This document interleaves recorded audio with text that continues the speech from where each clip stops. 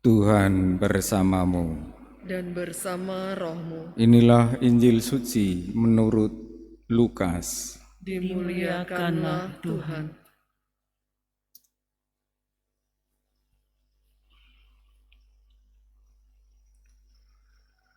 Dalam bulan yang ke-6, Allah mengutus malaikat Gabriel ke sebuah kota di Galilea bernama Nazaret, kepada seorang perawan yang bertunangan dengan seorang bernama Yusuf dari keluarga Daud. Nama perawan itu Maria. Ketika masuk ke rumah Maria, malaikat itu berkata, "Salam, hai engkau yang dikaruniai, Tuhan menyertai engkau."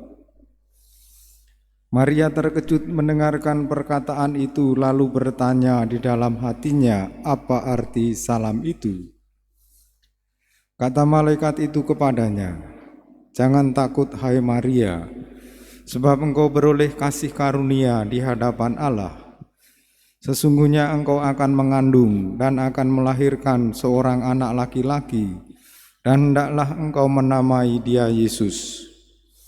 Dia akan menjadi besar dan akan disebut Anak Allah yang Maha Tinggi, dan Tuhan Allah akan mengaruniakan kepadanya tahta Daud bapa leluhurnya.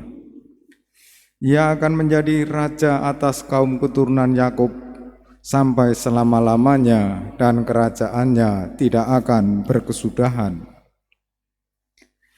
Kata Maria kepada malaikat itu, "Bagaimana hal itu mungkin terjadi karena aku tidak bersuami?" Jawab malaikat itu kepadanya, "Roh Kudus akan turun atasmu, dan kuasa Allah yang Maha Tinggi akan menaungi engkau. Sebab itu anak yang akan kau lahirkan itu akan disebut kudus, Anak Allah. Dan sesungguhnya Elisabet sanakmu itu, ia pun sedang mengandung seorang anak laki-laki pada hari tuanya. Dan inilah bulan yang ke-6 bagi dia yang disebut mandul itu. Sebab bagi Allah tidak ada yang mustahil." Maka kata Maria, "Sesungguhnya aku ini adalah hamba Tuhan, terjadilah padaku menurut perkataanmu itu." Lalu malaikat itu meninggalkan dia. Demikianlah sabda Tuhan. Terpujilah Kristus.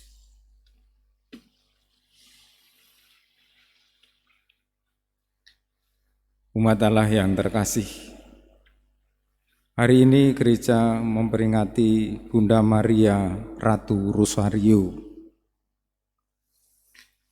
Menurut Katekismus Gereja Katolik, katekismus adalah buku yang berisi tentang Gereja Katolik.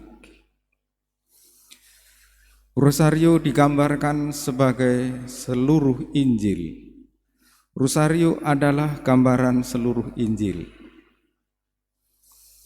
Dan dengan berdoa Rosario berarti kita membaca seluruh Injil sejak kelahiran Yesus sampai sengsara, wafat, dan kebangkitannya di salib. Dengan berdoa Rosario, kita memohon bantuan Bunda Maria supaya sampai kepada Yesus. Tentang sikap Maria ini, saya mengajak saudara-saudari untuk merenungkan dua hal, yaitu Bunda Maria sebagai seorang yang membaca firman, merenungkan firman, dan menjalankan firman Tuhan itu. Hidupnya adalah refleksi atas apa yang ia baca, yang ia dengar, dan ia lakukan. Pertanyaannya adalah, apakah kita merefleksikan firman itu, merenungkan firman itu dalam kehidupan sehari-hari? Hidup yang tidak direfleksikan tidak pantas untuk dihayati. Hidup yang tidak direfleksikan akan mengalir berjalan berdasarkan kebiasaan. Kita tidak akan menerima kejutan-kejutan dari Tuhan. Dan doa rosario adalah doa refleksi. Teladannya adalah Maria. Yang kedua adalah kontemplasi. Bunda Maria mengkontemplasikan apa yang ia renungkan, sehingga ia bisa menjalani kehidupan seluruh hidupnya hanya untuk menjawab panggilan Tuhan.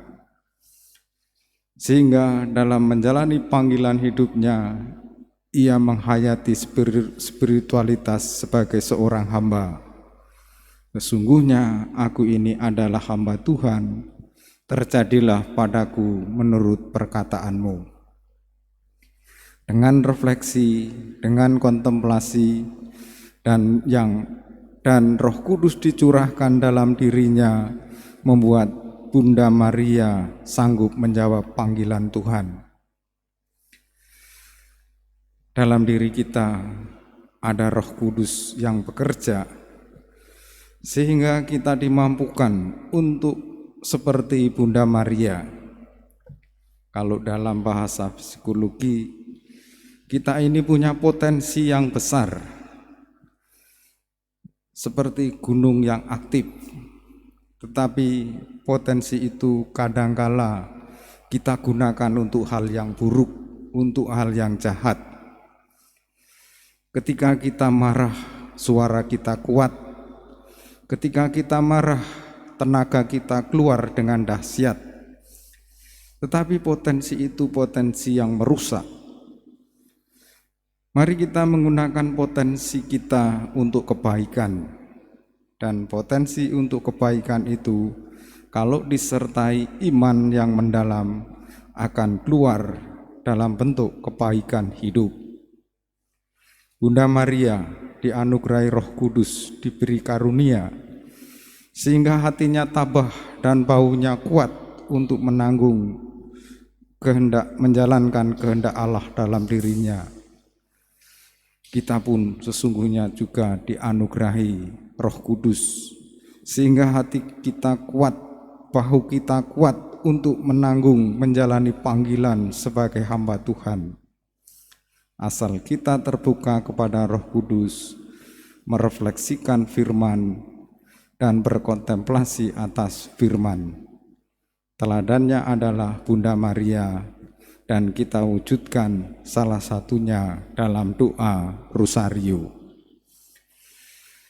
Mari kita satukan doa-doa kita bersama persembahan di altar.